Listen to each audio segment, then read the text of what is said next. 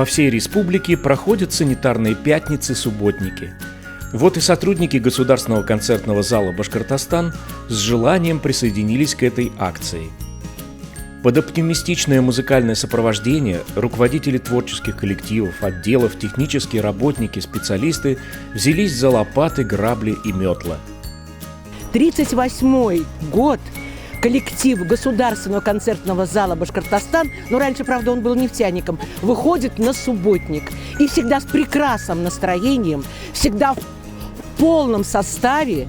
Даже те, которые работают до ночи, они приходят все равно утром, работают и с удовольствием. Вот этим мы отличаемся от всех других коллективов города. Несмотря на большой объем работы и поставленные задачи, которые мы выполняем, мы все равно с энтузиазмом вышли на санитарную пятницу и убираем свою прилегающую территорию. Рыхлим снег, очищаем ограды. Вышло 75 человек. Сегодня мы работаем над снежными завалами вокруг нашего любимого концертного зала. Надеемся встретить весну в чистом виде, красивом, и сами тоже красивые.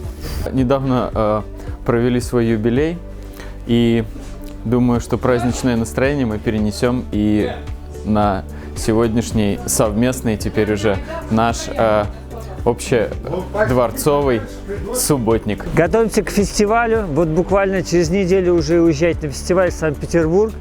Но сегодня субботник, и я здесь. Поднятое настроение. Весь коллектив вышел. Вот убираем снег, готовимся к весне. Это уже остаточное явление. Вот снег у нас практически уже весь растаял. Дружный коллектив. Все разом вот взялись. Я думаю, через минут 15-20 все у нас уже тут закончится. Коллектив Государственного концертного зала «Башкортостан» еще раз продемонстрировал сплоченность и позитивный настрой на решение любых задач, как творческих, так и хозяйственных. Ведь в конечном итоге они работают для того, чтобы уфимцы отдыхали, творчески развивались и получали эстетическое удовольствие, в том числе и от ухоженной территории учреждения.